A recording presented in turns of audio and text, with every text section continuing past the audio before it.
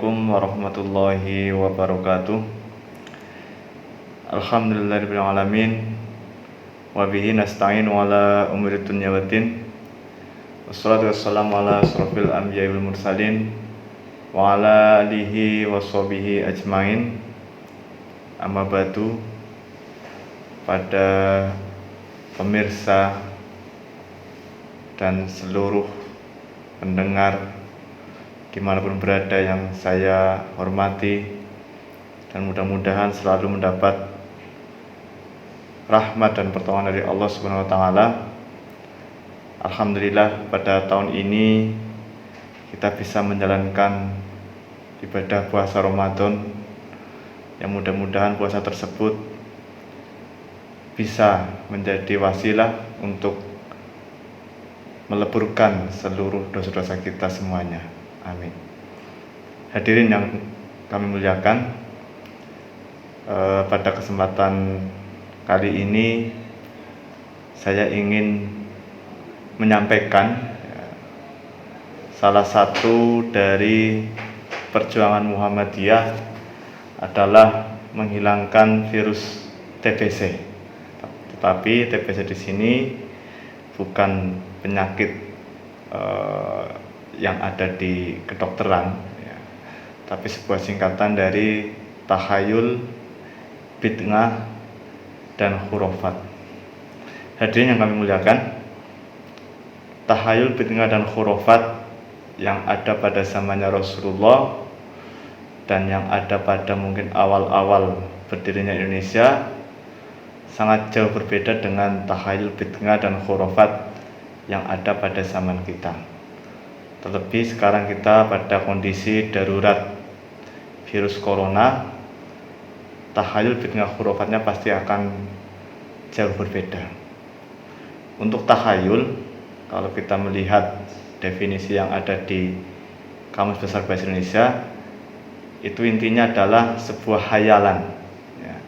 Hayalan yang kemudian diyakini seolah-olah nanti akan terjadi. Contoh kecil, misalnya kalau orang zaman dahulu itu menganggap ketika bepergian di bulan Muharram atau di bulan Sura, bepergian atau mengadakan hajatan itu pasti nanti akan sial. Ini kan hanya hayalan saja. Adapun tahayul yang mungkin bisa terjadi di masa-masa darurat Covid ini adalah ketika sebagian orang mempunyai pemikiran, misalnya orang tersebut, kita sekarang lagi di daerah Kabupaten Kebumen yang sudah KLB, ya, di mana pemerintah itu sudah menganjurkan untuk mengganti sholat Jumat dengan sholat duhur. Sebagian orang meyakini dengan tidak sholat Jumat beberapa kali nanti dianggap sebagai orang munafik. Padahal kita beragama itu bukan dengan perasaan, kita beragama itu dengan dalil. Maka keyakinan ini sangat kurang betul, ya, sangat kurang betul. Karena apa? Karena situasinya berbeda. Kalau mungkin situasi normal, tidak Jumatan sampai 3 kali, itu sudah termasuk ciri-ciri orang munafik.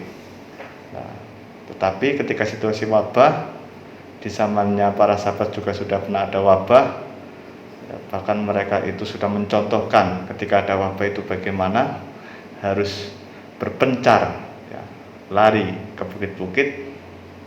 Maka kita harus meniru mereka.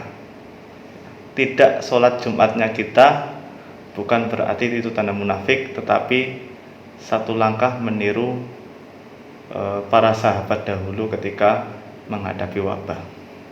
Ini salah satu contoh tahayul. Makanya ketika kita beribadah itu bukan dengan perasaan. Biasanya orang-orang yang sering jamaah, ketika dilarang untuk sholat di masjid, harus sholat di rumah, perasaannya, wah, saya kurang marem ketika tidak jamaah. Padahal ketika kita tidak jamaah di masjid pada situasi seperti ini, itu sudah termasuk mengikuti sunnah Rasulullah, sudah ada tuntunannya. Kemudian Bapak Ibu hadirin yang kami muliakan, yang kedua adalah bid'ah. Bid'ah ini adalah sebuah amalan di mana amalan tersebut tidak pernah dicontohkan oleh Rasulullah dan para sahabatnya. Di telinga kita mungkin sedikit nggak enak ketika ada orang ngomong bid'ah. Tapi gerakan untuk menghilangkan bid'ah itu adalah salah satu gerakan dari Muhammadiyah. Adapun bid'ah pada zamannya Rasulullah, bid'ah pada zamannya para sahabat dengan bid'ah pada zamannya Kiai Haji Ahmad Dahlan dan bid'ah pada zaman sekarang pasti sangat berbeda. Salah satu contoh adalah praktek di masjid-masjid, ya, ketika sebagian orang tetap mengadakan jamaah. Jadi ketika masjid azan, kemudian pada datang untuk sholat jamaah, ya, tetapi yang aneh itu jamaahnya dengan jaga jarak. Nah, ini kami bingung, ya. Kami sedang mencari dalil dan belum menemukan, ya, sholat dengan jaga jarak.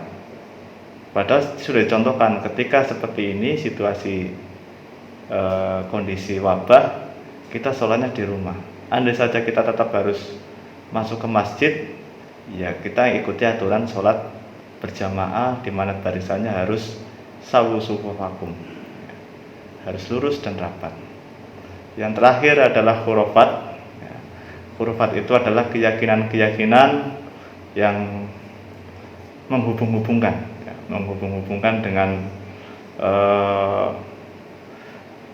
makhluk lain, ya, atau batu, atau mungkin pepohonan, di mana mereka meyakini makhluk-makhluk tersebut mempunyai kekuatan.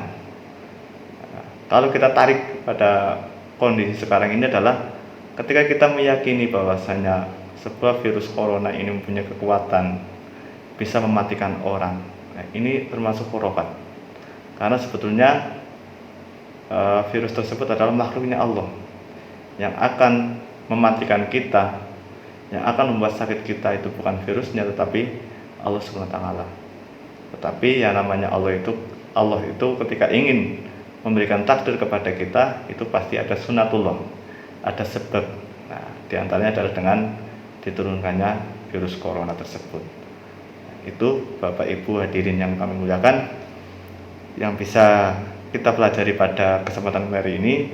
Mudah-mudahan setelah hilangnya virus ini, kita tidak terkena virus TBC yang modern yang ada, yang sudah tadi saya berikan contohnya. Wallahu a'lam bishawab. Wabillahi taufiq wal hidayah. Assalamualaikum warahmatullahi wabarakatuh.